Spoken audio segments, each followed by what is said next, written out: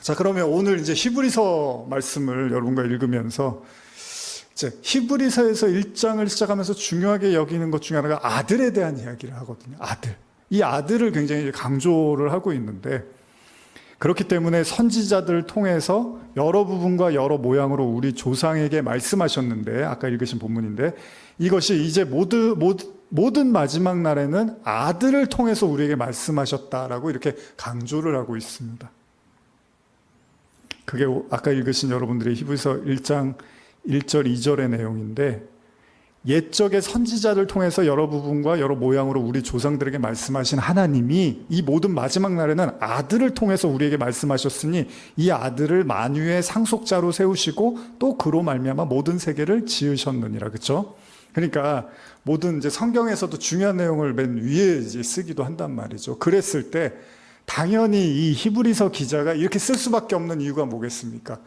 유대인들이라는 게 그 아들의 개념, 하나님의 아들, 메시아의 개념이 사실 받아들여지기가 쉽지 않았단 말이죠. 그리고 그들이 메시아를 기다리긴 했지만 그 메시아가 십자가를 져서 죽는 그런 메시아를 받아들이기는 어려웠단 말이죠. 근데 어쨌든 간에 개종을 하고 예수를 믿었단 말이에요. 그럼에도 불구하고 이제 현실의 부딪힘으로 인해서 믿음이 이제 사그러들고 포기하고 싶은 마음도 생길 거 아니에요. 근데 이들이 이미 유대인이었기 때문에 성경에 대해서는 잘 알고 있었단 말이에요. 모세오경이나 이런 걸 잘 알고 있었어요. 창조에 대해서도 잘 알고 있었단 말이죠. 그러니까 히브리서 기자는 자, 이 모든 이야기가 결국은 아들로 점철되어지고 이 하나님의 아들을 믿고 인정하는 것이 굉장히 중요하고, 이게 정말 마지막 때에 모든 사람들에게 하나님이 나타난 계시라는 거예요. 계시의 방법이 바로 아들이었다는 겁니다.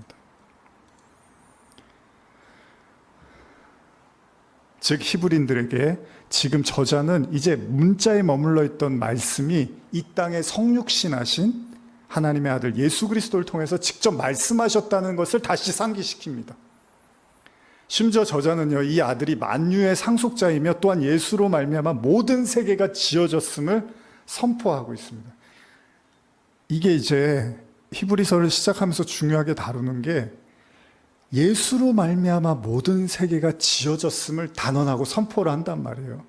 근데 이게 여러분들이 이미 이제 저하고도 많이 나눴지만 이게 요한복음을 시작할 때도 이 내용이 또 나타난단 말이죠. 그러니까 이게 굉장히 중요하다는 거예요. 그래서 히브리서에서도 또 언급을 하는데, 자, 요한복음으로 돌아가서 우리 참 많이 읽은 말씀이지만 이제 여러분들도 좀 읽으시면서 또 각인이 됐으면 좋겠어요. 요한복음 1장 1절에서 3절입니다. 시작. 태초에 말씀이 계시니라. 이 말씀이 하나님과 함께 계셨으니 이 말씀은 곧 하나님이시니라. 그가 태초에 하나님과 함께 계셨고 만물이 그로 말미암아 지은 바 되었으니 지은 것이 하나도 그가 없이는 된 것이 없느니라. 자, 현대어로 제가 읽어드릴게요. 천지가 창조되기 전, 아무것도 존재하기 전에 말씀이 계셨다. 이 말씀은 그리스도이시며 그리스도는 하나님과 함께 계셨다. 그분은 천지가 창조되기 전부터 계셨다. 그분은 하나님이시다. 그분은 모든 것을 창조하셨으며 그분이 만드시지 않고 존재하는 것은 아무것도 없다. 요한복음에서 요한의 증언처럼, 자, 그리스도와 창조를 연결을 합니다. 그리고 그리스도로 말미암아 모든 세계가 창조됐다는 거예요. 이건 제가 많이 강조를 했죠. 자, 이 부분에서 우리가 좀 더 집중해서 생각해 볼 필요가 있는데, 예수로 말미암아 모든 세계가 창조됐다라는 의미 있잖아요. 이게 다르게 말하면 모든 창조의 근원, 그러니까 그 본질이 그리스도를 담고 있다는 얘기라는 거죠. 다시 말씀드릴게요. 예수로 말미암아 모든 만물이 창조됐다라는 걸 다른 의미로 생각해 보면 모든 만물이, 모든 창조의 근원이 예수 그리스도, 그분을 향하고 있고 담고 있다는 거죠. 그러니까 그리스도가 중심이 된다는 거예요. 창조의 중심, 창조의 근원이요. 자, 그러면 이걸 이제 로마서에서 우리가 예전에 나눴지만 로마서를 연결해 보면 로마서 8장 19절에서 22절인데요. 이것도 한번 읽어볼까요? 로마서 8장 19절에서 22절입니다. 시작. 피조물이 고대하는 바는 하나님의 아들들이 나타나는 것이니 피조물이 허무한데 굴복하는 것은 자기 뜻이 아니요 오직 굴복하게 하신 이로 말미암음이라. 그 바라는 것은 피조물도 썩어짐의 종노릇한 데서 해방되어 하나님의 자녀들의 영광의 자유에 이르는 것이니라. 피조물이 다 이제까지 함께 탄식하며 함께 고통을 겪고 있는 것을 우리가 아느니라. 여기 참 주목해서 볼 한 구절이 있는데 22절 보시면 피조물이 이제까지 함께 탄식하며 고통을 겪고 있대요. 왜 겪고 있냐면 하나님의 아들들이 나타나야 되고 그 아들들이요 21절에 보면은 바라는 것은 피조물도 썩어지며 종노릇한 데서 해방되어 하나님의 자녀들의 영광의 자유에 이르는 거래요. 이걸 굳이 제가 자세하게 의역하지 않아도요 여러분들이 얼핏 봤을 때 무슨 얘기 같습니까? 피조물이 고통당하고 괴로워하는 이유는 하나님의 아들들이 나타나는 거고 그 아들들이 자유함에 이르기까지 피조물이 썩어짐의 종노릇한다는 거예요. 그래서 그것에서 해방돼서 하나님의 자녀들의 영광의 자유에 이르는 거래요. 물론 하나님의 아들들도 이 땅에서는 피조물이니까 인간이니까 그러나 자녀들 그 자녀들이 결국은 자유에 이르는 것이 이 피조 세계의 이유라고 이야기를 하고 있다는 거예요. 바울은 로마서의 말씀 통해서 모든 피조물에 고대하는 바에 대해서 그 이유를 하나님의 아들들이 나타나기를 고대한다고 합니다. 자, 여기서 고대하다의 헬라어 원어의 의미를 보면요 침착하게 긴장하여 정신을 차리고 기대한다라는 뜻이 있습니다. 그러면 바울의 고백은요 모든 피조물들 그러니까 우리의 눈에 보이는 모든 만물 하나님의 창조 세계의 존재와 목적이요 자 하나님의 아들이 나타나는 걸 그 나타나는 것에 몰두하고 있다는 거예요. 그러니까 이 세상의 존재의 목적은 뭐라고요? 하나님의 아들이 나타나는 거예요. 근데 나타났나요? 나타났잖아요. 예수님이 오셨잖아요. 죽으시고 부활하시고 승천했잖아요. 그럼 이제 이 세계가 없어져야 되잖아요. 있잖아요. 그래서 그때 말세라는 이제 표현을 하는 거예요. 예수님이 승천하시고 사도행전에서 성령이 임하자 뭐라 그래요? 말세라는 표현을 쓰죠. 베드로가 이제 성령이 임하자 말세에 내가 내 영으로 모든 육체에게 부어주리니 이런 말이 나오는 거예요. 왜요? 이미 예수님은 이제 모든 사역을 다 마쳤어. 하나님의 아들이 나타났고 십자가로 모든 이제 구원을 완성을 하시고 승천을 하셔서 하나님 우편에 계세요. 그러나 역사는 계속되고 있단 말이죠. 피조 세계는 계속 진행이 되고 있어요. 그 얘기는 뭐예요? 저와 여러분들도 피조물이잖아요. 근데 어떻게 해요? 그 하나님의 아들들이 나타나지 않는 그러니까 다시 말하면 예수가 그리스도라는 사실을 온전히 믿지 못하면 그 인생은 어떻게 산다고요? 피조물들이 썩어짐에 종노릇하게 된다는 거예요. 그런데 하나님의 아들의 나타남으로 인해서 자유, 아들의 자유의 해방에 이르게 된다는 거잖아요. 근데 예수님이 이미 나타났고 이미 부활하시고 승천하시고 이제 성령으로 우리와 함께 하신다고 하잖아요. 그러면 이거 여러분들 잘 생각하셔야 되는 거예요. 이게 여러분들이 그리스도인인지 아닌지를 이제 여기서 사실 나눠지는 건데 그리스도인이라는 게 뭡니까? 이 사실을 여러분들이 실제로 받아들이고 그렇게 사는 거를 그리스도인이라고 하는 거죠. 인생의 목적이 안 아프고 뭐 경제적으로 큰 문제 없고 그냥 집 한 채 있고 뭐 사 먹고 싶고 여행 가고 싶을 때 경제적인 여건도 허락되고 뭐 자식도 좀 괜찮은 학교 다니고 그게 인생의 목적이 아니라 성경이 지금 우리에게 말하는 건 하나님의 아들들이 나타나는 거고 피조물들이 썩어짐의 종노릇한 데서 해방을 하는 게 이 세상 창조의 목적이라는 거예요. 우리가 기복신앙 이제 뭐 한동안 제가 얘기 안 했지만 우리 기복 얘기 많이 하는데 여러분 그리스도인이나 타종교인들이나 무속신앙을 하는 사람들이나 대부분 원하는 게 다 비슷해요. 그죠? 다 똑같아요. 자식 잘 되고 회사에서 뭐 승진하고 뭐 가게 하는 사람들은 장사 잘 되고 뭐 다 그런 거잖아요. 건강하고 뭐 다 이런 얘기잖아요. 뭐 어디 가나 그 다 다르지 않습니다. 그런데 창조의 목적은 그게 아니라는 거예요. 그래서 제가 아까 서두에 욥기 이야기를 하면서 창조의 목적이 그거였으면 하나님이 왜 사단을 동원해서 욥에게 시비를 거십니까? 그리고 실제로 제가 이제 6월 하반 이제 6월 한 셋째 주나 이후에 이제 설교를 하겠지만 욥기에 하나님이 나타나서 욥에게 뭐라 그럽니까? 창조를 말씀하시잖아요. 창조를 얘기하세요. 막 힘들어하고 괴로워하고 있는데 창조를 얘기해요. 그 얘기는 뭐예요? 네가 이 땅에서 안 힘들고 어렵지 않게 살다가 죽는 게 내가 너를 선택한 이유가 아니라 그보다 훨씬 더 중요하고 가치 있는 것들이 있다는 거잖아요. 그게 보석이고 보화겠죠. 마찬가지입니다. 여기도 지금 그러는 거예요.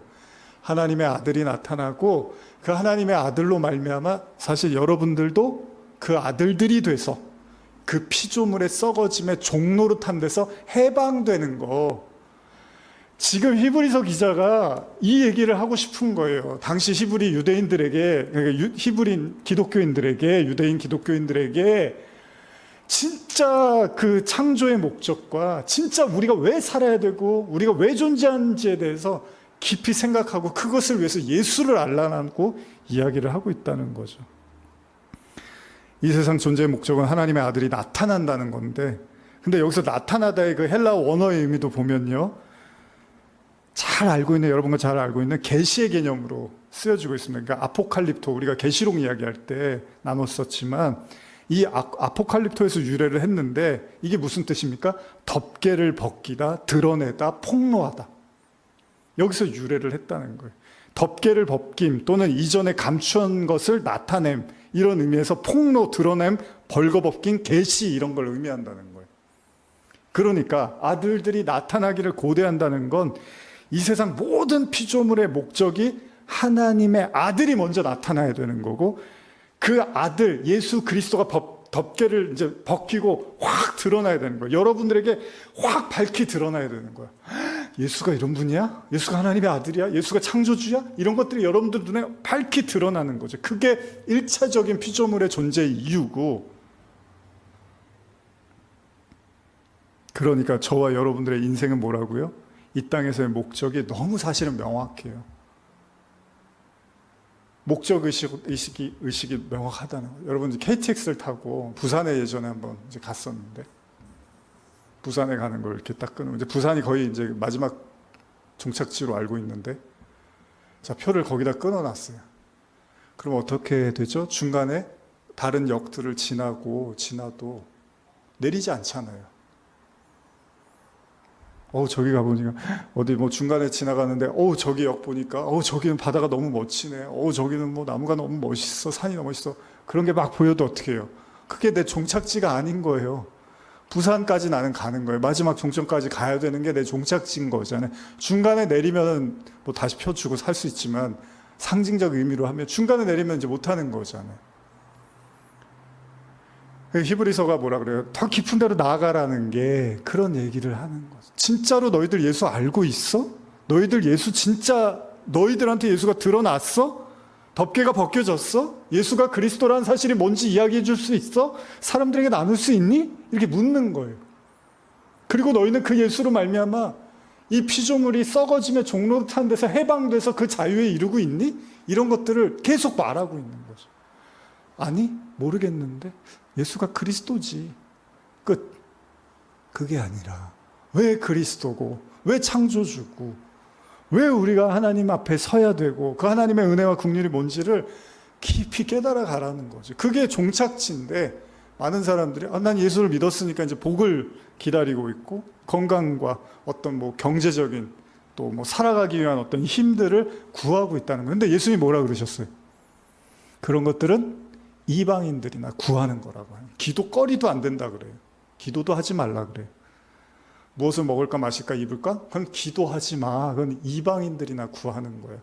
하늘 아버지께서 너희들이 있어야 될 걸 다 알고 계셔 그런다고요.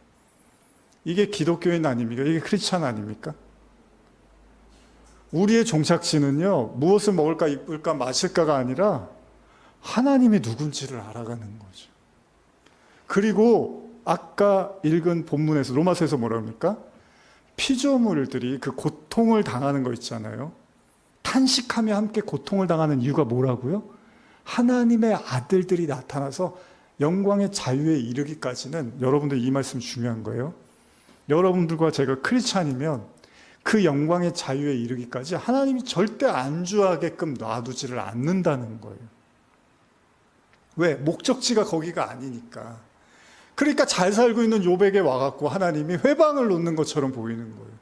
아무 문제 없이 잘 살고 있었는데, 그 얼마나 착했어요. 주변 사람들한테 의롭다고 소문이 났는데, 그런데 하나님이 그게 너의 목적지가 아니라는 거예요.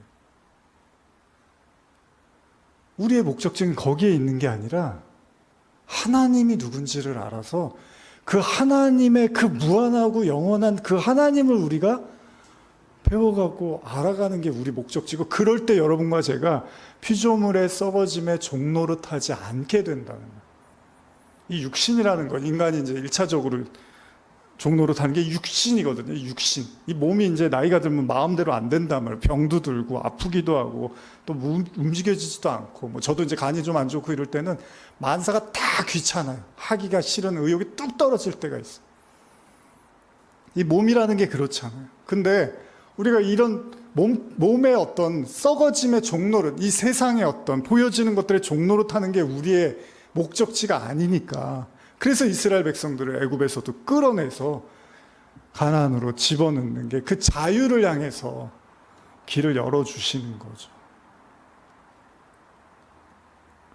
그런데 아까 이야기한 것처럼 하나님의 아들들이라는 표현을 했습니다. 이미 나눴지만 결국 뭡니까? 복수로 쓰고 있다는 거예요.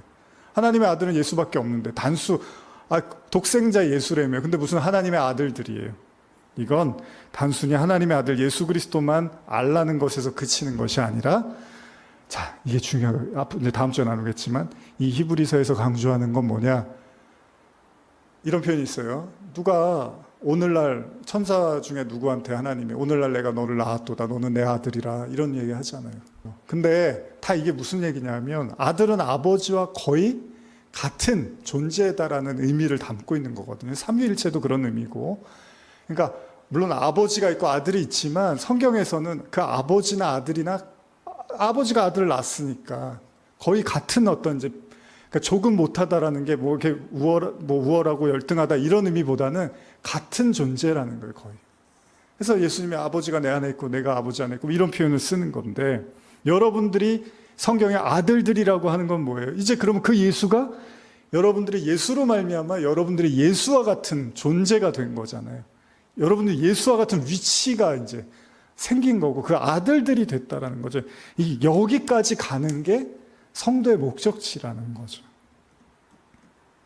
그래서 로마서 8장 21절, 그 바라는 것은 피조물도 썩어지며 종노릇한 데서 해방되어 하나님의 자녀들의 영광의 자유에 이르는 것입니다. 그러니까 피조물의 존재의 목적은, 첫째는 하나님의 아들 통해서 계시된 진리를 깨닫게 되고요. 두 번째는 그 그리스도로 말미암아 이제 그리스도와 같은 위치에 이제 양자가 되는 거죠. 종이 아니라 양자가 되는 그 여러분들이 그 권세와 권위, 그 뭐라 그러죠? 하나님의 부여하신 그 은혜를 여러분들이 누려야 되는 거예요. 여기까지가 우리가 가야 할 곳이라는 거죠. 그리고 그것은 단순하게 내가 하나님의 아들로 말미암아 자녀가 됐어, 이게 아니라, 이런 막연한 믿음 아니고요. 그런 상태를 넘어가서 바울의 말처럼 언젠가 썩어 사라질지 모르는 피조물의 상태에서 종노릇하는 게 아니라, 이제 진짜 자유, 종의 상태가 아니라 해방돼서 하나님의 영광의 자유에 이르게 되는 거. 이 뒤집어서 얘기하면 뭐죠? 여기까지 갈 때까지는 하나님이 계속 여러분들을 연단을 시키고 훈련을 시키고 가르치고 양육을 하시겠다는 말씀이겠죠. 시간이 없어요, 사실은 성도에게. 성도는 막 시간이 되게 많고 주어진 게 아니에요, 사실은. 하나님이 1초 1분도 하나님이 여기에만 관심이 있기 때문에 여기에 우리가 모든 걸 이렇게 쏟기를 원하세요. 물론 우리가 일도 해야 되고 뭐 잠도 자고 밥도 먹고 사회생활도 해야 되지만, 그러나 하나님이 그 마음의 중심은 여기에, 이제 저와 여러분들이 여기에 쏟기를 원하시는 거죠. 자, 예수 그리스도로 말미암아 지어진 이 세계는 먼저 예수라는 진리를 믿고 깨닫게 되고, 여기서 나아가서 자신 또한 그리스도로 말미암아 하나님의 아들이 되었음을 고백하게 되는 거고, 그것이 바로 세상에서 종노릇하고 바울이 수차례 강조한 율법의 종노릇하는 게 아니라 은혜, 자유를 얻게 되는 상태라는 거죠. 그래서 이 율법으로부터의 자유도 마찬가지입니다. 방종이나 남용의 상태를 이야기하는 게 아니라, 저와 여러분들의 구원의 근거가, 기준이 율법이 아니라는 거잖아요. 내가 예수 그리스도로 말미암아 은혜로 말미암아 구원을 얻게 됐다라는 걸 이제 진짜 마음으로 믿게 되는 거죠. 내가 율법을 잘 지켜서 구원을 받는 게 아니라 그리스도의 은혜로 내가 구원을 받게 된다는 거예요. 이거를 정말로 이제 마음으로 믿고 고백하게 되는, 경험하게 되는 거죠. 그럴 때 비로소 그 아들의 권세가 우리에게 주어지는 거라는 거죠. 근데 율법의 종로로 타면 그 율법을 계속 지킴으로써 구원을 받는다는 이 사실로부터 벗어나지를 못하는 거죠. 근데 유대인 그리스도인들은 아무래도 그 율법의 영향을 받았단 말이에요. 그래서 사도행전에서 이미 나눴지만은 베드로가 보자기 환상을 보면서도 어떻게 하죠? 나는 부정한 음식은 못 먹습니다. 구약의 율법에 명시된 부정한 음식은 먹은 적이 없다라고 베드로도 이야기를 한단 말이죠.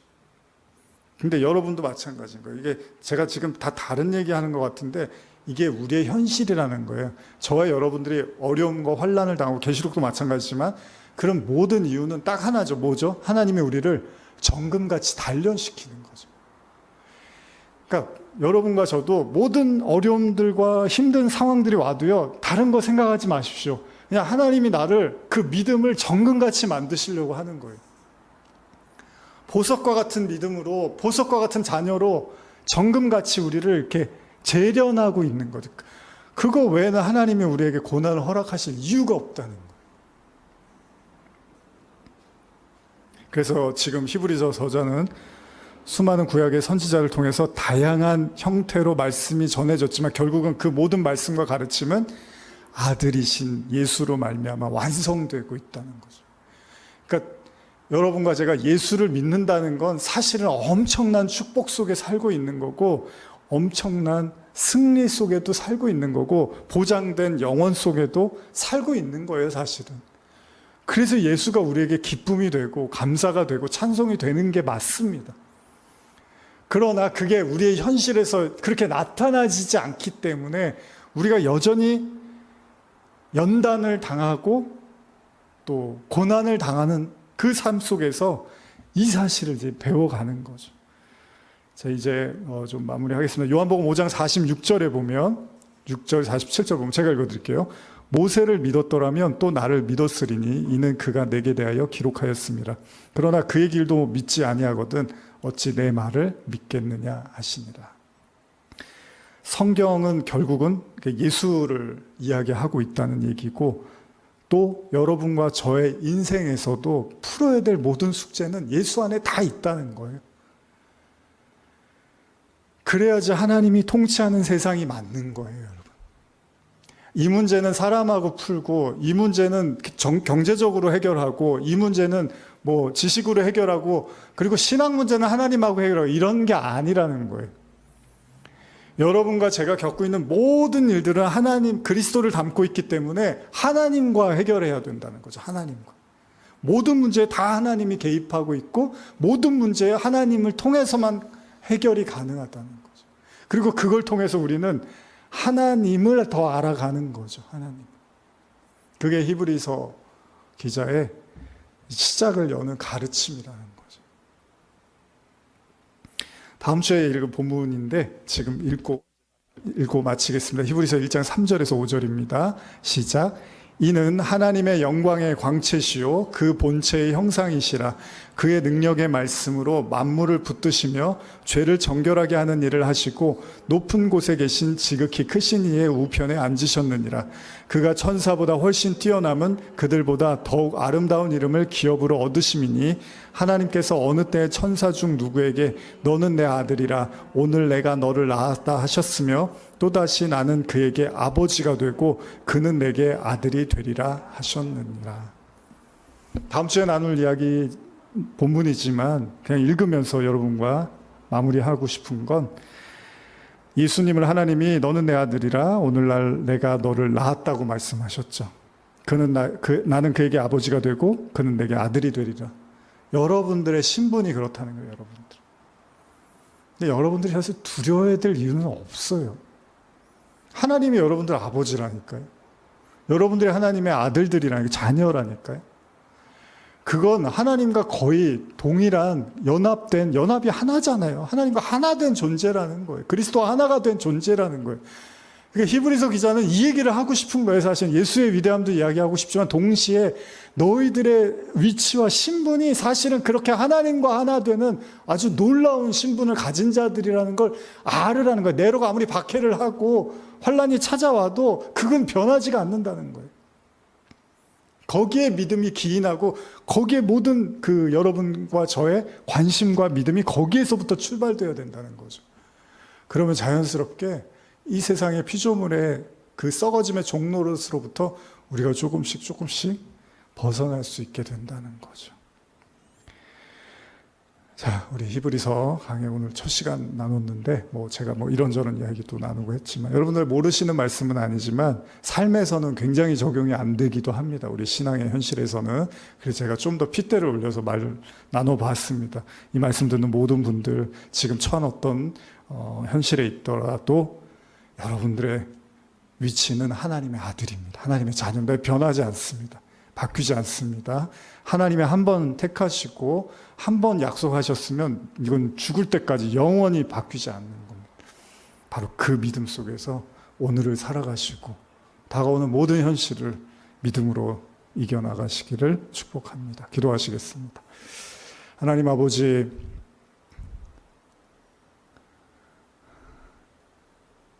2000년 전에 쓰여졌던 히브리서 말씀을 열며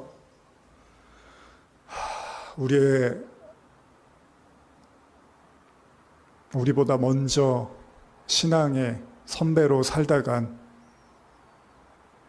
그들을 떠올리며 그들이 겪었을 어쩌면 지금의 현실보다는 훨씬 더 삭막하고 힘겨웠을 그들의 신앙의 어려웠던 비참했던 하루하루의 고된 삶에 히브리서 기자는 그들에게 믿음을 다시 격려하고 있습니다. 오늘 우리에게도 동일하게 말씀하고 있습니다. 부디 이 말씀을 듣는 우리 성도들 힘들더라도 너무 낭망하지 말고 우리가 하나님의 자녀들이고 그분이 나를 낳았고 우리 아버지라는 사실을 잊지 않고 넉넉히 이 험한 세상 이겨나가게 하여 주시옵소서. 감사드리며 예수님의 이름으로 기도합니다. 아멘.